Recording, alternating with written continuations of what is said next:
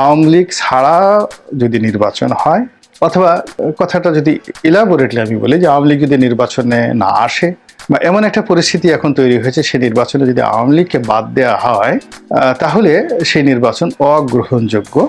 যিনি বঙ্গবন্ধু বলা বাদ দিতে পারেন না, তিনি কখনো বিএনপি হতে পারেন না। আমি বিএনপি হতে চাই না, বঙ্গবন্ধুকে সবসময় বঙ্গবন্ধুই বলবো। এতে যদি বিএনপি মনোনয়ন না দেবে, না অসুবিধা দেখি। আমি আপনাদের এই অনুষ্ঠানে আমি আজকে বললাম যে আগামীতে যদি সব দল অংশগ্রহণ না করে, সব দল ইনক্লুডিং আওয়ামী লীগ, সব দলকে যদি নির্বাচনে না আনে, সেক্ষেত্রে বিএনপির মনোনয়ন পত্রই কিনবো না, ইলেকশন তো দূরের কথা।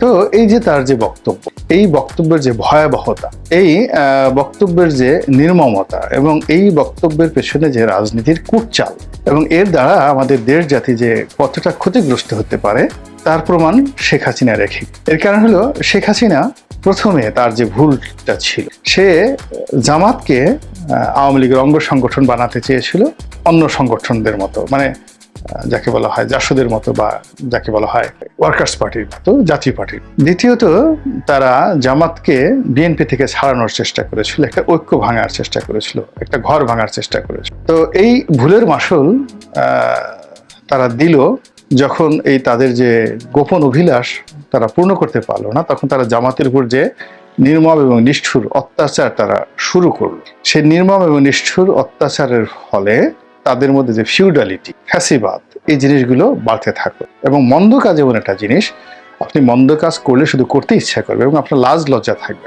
এবং এই মন্দ কাজ তারা শুরু করলো জামাতকে দিয়ে, এবং তারা এই জামাতের উপর জুলুম নির্যাতনের যে অভিজ্ঞতা, সফলতা, এটা বিএনপির উপর প্রয়োগ করা শুরু করলো। এবং ধীরে ধীরে ধীরে ধীরে 2014 সনের, 18 সনের, 24 সনের নির্বাচন করে 41 সন পর্যন্ত যাওয়ার একটা মাস্টার প্ল্যান নিয়ে তারা একেবারে নিরুদ্যোগ হয়ে বসে। তো সেই দিক থেকে ধরেন আপনি এই যে আওয়ামী লীগের যে ভুল, সেই ভুলটি যদি এই সময়টিতে আবার এই নির্বাচন যারা সংস্কার করবে, তারা যদি দ্বিতীয়বার সেই ভুলটি করেন, তাহলে সংস্কার না হয়ে পুরো আন্দোলনটা বুমেরাং হয়ে যাবে, ব্যর্থ। এখানে মূল ব্যাপার হলো বিএনপি বলেন, জামাত বলেন, বা যে কোনো রাজনৈতিক দল বলেন, একটা সংগঠন গড়ে উঠলে সেই সংগঠন সব মানুষ মন্দ না। আপনি মন্দ মানুষগুলোর বিচার করেন, কিন্তু কোনো অবস্থাতে একটা সংগঠনকে আপনি নিষিদ্ধ করতে পারেন না, এটা উচিত হয় না। বিএনপি বা জামাত তারা কেউ কিন্তু আওয়ামী লীগের যে নিষিদ্ধ হোক, আওয়ামী লীগের পতন হোক, এটা পুরো রাজনৈতিক দল চাচ্ছে না। বদিউল আলম মজুমদাররা কেন চাচ্ছেন? এর কারণ হলো যে কোনো কারণে এই যে প্রথম আলো গ্রুপ যারা ডিপলিটাইজেশন করতে চাচ্ছেন, তো তারা এই বিরাজনীতিকরণের যে ধারা, এটা আওয়ামী লীগ দিয়ে শুরু করবে, এরপর অন্যান্য ছোট ছোট দলের দিকে আসবে, এরপর বিএনপির দিকে আসবে, এরপর জামাতের দিকে আসবে, এবং ফাইনালি একটা কর্তৃত্ববাদী লং টার্ম কিম জং এর মতো উত্তর কোরিয়ার একটা শাসন ব্যবস্থা চালু হবে। হামিদ কারজাইরা আসবে নিত্য নতুন, আর বদিউল আলম মজুমদাররা পোলাও কোরমা মাখন খাবেন, কমিশনের প্রধান হবেন, মন্ত্রী এমপি হবেন।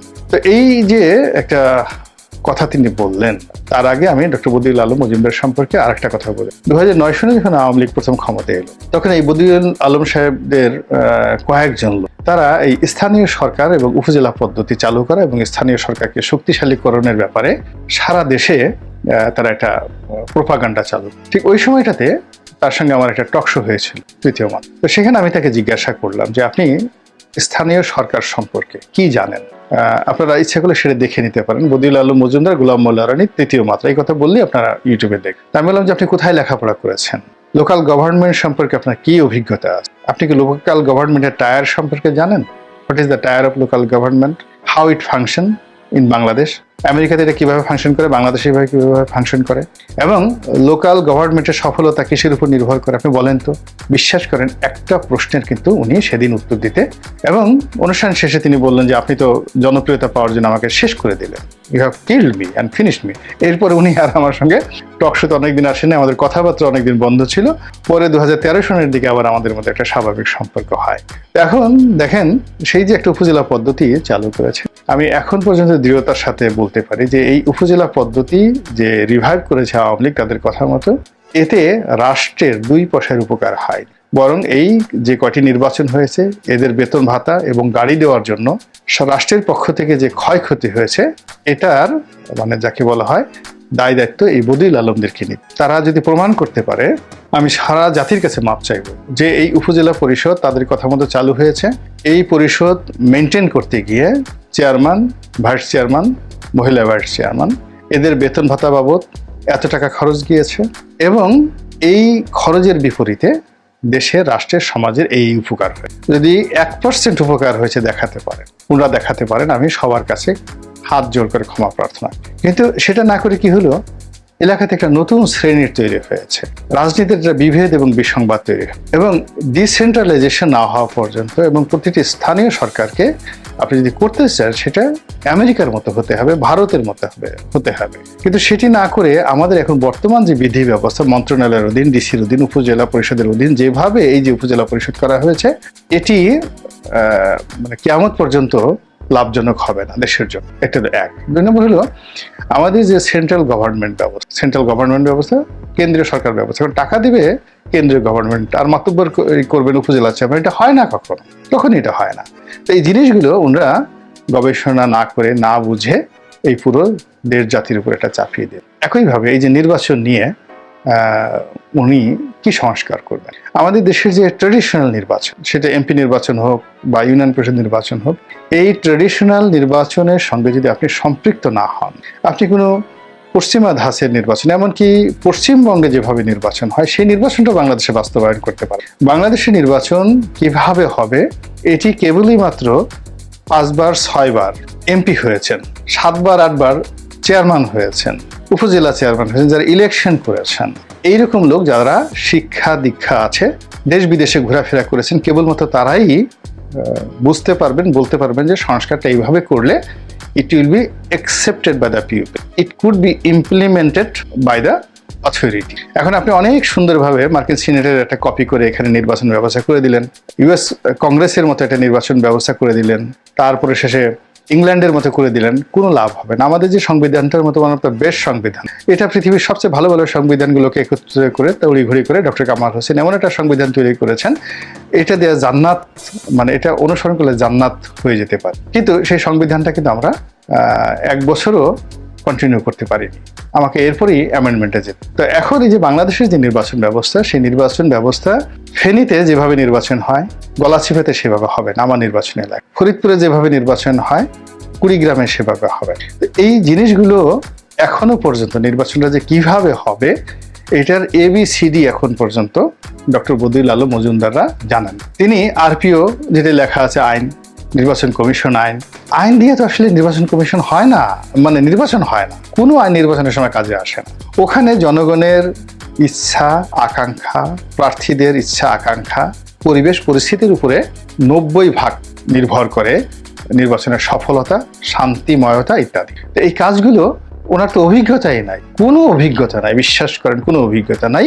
তাকে এই কমিশনের প্রধান করে দেওয়া হয়েছে, এবং তার নমুনা হলো তিনি একেবারে সবার আগেই বললেন যে আওয়ামী লীগকে বাদ দিয়ে যদি নির্বাচন করা যায় বা নির্বাচন হয় বা বিশেষ পরিস্থিতির কারণে যেহেতু আওয়ামী লীগ যদি নাও আসে, এই নির্বাচন গ্রহণযোগ্যতা পাবে। তো কাজেই যদি বদিউল আলম মজুমদাররা থাকেন এবং সংস্কার কর্মে তারা হাত দেন, সেক্ষেত্রে নির্বাচন হওয়া তো দূরের কথা, নির্বাচনের পথে এগুতে একটা তফসিল ঘোষণা করতে এবং ওনার পরামর্শ অনুযায়ী একটা নির্বাচন কমিশন গঠন করতে। দেখেন, যিনি বঙ্গবন্ধু বলা বাদ দিতে পারেন না, তিনি কখনো বিএনপি হতে পারেন না। আমি বিএনপি হতে চাই না, বঙ্গবন্ধুকে সবসময় বঙ্গবন্ধুই বলবো। এতে যদি বিএনপি মনোনয়ন না দেবে না, অসুবিধাটা কি? আমি আপনাদের এই অনুষ্ঠানে আমি আজকে বললাম যে আগামীতে যদি সব দল অংশগ্রহণ না করে, সব দল ইনক্লুডিং আওয়ামী লীগ, সব দলকে যদি নির্বাচনে না আনে, সেক্ষেত্রে বিএনপির মনোনয়ন পত্রই কিনবো না, ইলেকশন তো দূরের কথা, মনোনয়ন পত্রই কিনবো না, একই অবস্থা। আপনারা বুঝতে পারছেন বাংলার কথা? আবার আপনাকে বলি, ইতিহাসের জানা অজানা, আবারও আপনাকে বলছি যে সব মানুষকে নিজের মাপকাঠি দ্বারা মাপবেন না। সব মানুষ নমিনেশন চায় না, সব মানুষ এমপি হতে চায় না, সব মানুষ ক্ষমতায় যেতে চায় না। কিছু কিছু মানুষ আছে যারা আমার মতো কথা বলতে চায়। তো এই হলো ইতিহাসের জানা অজানা ব্যক্তি যে ভাই আছেন তার নিকট বক্তব্য আর কি। যিনি বঙ্গবন্ধু বলা বাদ দিতে পারেন না, তিনি কখনো বিএনপি হতে পারেন না। আমি বিএনপি হতে চাই না, বঙ্গবন্ধুকে সবসময় বঙ্গবন্ধুই বলবো। এতে যদি বিএনপি মনোনয়ন না দেবে না, অসুবিধাটা কি? আমি আমার মতো বলে যাবো আর কি, এই অবস্থা। আইন আদালত নিয়ে কিছু বলুন, পুলিশ আসামি ধরছে না তাই কোর্টে মামলা হচ্ছে না। জয় ইন্ডিয়া, জয় ইসরায়েল, জয় শেখ হাসিনা, নাউজুবিল্লাহ মিন জালেক, একজন বলছেন মিস্টার রহিম। আর একজন বলছেন সরকারের প্রয়োজন নয়, সেনাবাহিনী ক্ষমতায় থাক, রাজনীতি দল বিলুপ্ত করা হোক, তাহলে দেশে অশান্তি থাকবে না, মাত্র 18 ঘন্টার মধ্যে সবই ঠান্ডা। অনেক বক্তব্য এখানে, যেহেতু মানুষ যখন একটা প্ল্যাটফর্ম পায় তখন যে যার মতো কথা বলতে থাকে। এখানে মূল ব্যাপার হলো যে অতীতে আমাদের দেশে কিন্তু সামরিক শাসন বহুবার এসেছে। স্পেশাল ক্ষমতা দিয়ে বঙ্গবন্ধু রক্ষী বাহিনীকে মাঠে নামিয়েছেন, এবং এ যাবৎকালে কোন আইন শৃঙ্খলা রক্ষাকারী বাহিনী মাঠে যত তাণ্ডব চালিয়েছে, অত্যাচার জুলুম চালিয়েছে, রক্ষী বাহিনীর রেকর্ড কেউ ব্রেক করতে পারেনি। বঙ্গবন্ধুর রক্ষী বাহিনী বাংলাদেশের সবচেয়ে বেশি জুলুম অত্যাচার চালিয়েছে। জাসদের যারা নেতা, হাসানুল হক ইনু থেকে শুরু করে অন্যান্য যারা আছেন, তারা প্রকাশ্যে বলে আসছেন যে এই রক্ষী বাহিনীর হাতে 30,000, আবার আমি বলছি 30,000 জাসদের নেতা কর্মী মারা গিয়েছে, গুলি করে মেরে ফেলেছে 1 থেকে 2 বছরের মধ্যে। আপনি বুঝতে পারেন যে রক্ষী বাহিনী কি পরিমাণ তাণ্ডব চালিয়েছে। এরপরে রক্ষী বাহিনীর পর আসলো জিয়াউর রহমান সাহেবের জামানাতে মার্শাল্লাহ, তারপর এরশাদের জামানাতে দীর্ঘদিন মার্শাল্লাহ, জরুরি অবস্থা, কারফিউ, পুরো এরশাদের 9টি বছর আমরা ভোগ করেছি। এরপর 111-এর সময় আমরা মার্শাল্লাহ দেখেছি। তারপরে বিএনপির ক্ষমতায় আসার পর যখন আমরা দেখলাম যে অপারেশন ক্লিন হার্ট হলো, সেই জিনিসগুলো আমরা দেখেছি। অর্থাৎ আমাদের দেশের যে সেনাবাহিনী, আমরা তাদেরকে চিনি, আর সেনাবাহিনীও আমাদেরকে চিনে। তো সেনাবাহিনীর যে অপারেশনটা, এই অপারেশনটা আসলে একটা সাময়িক প্রশান্তি আনবে।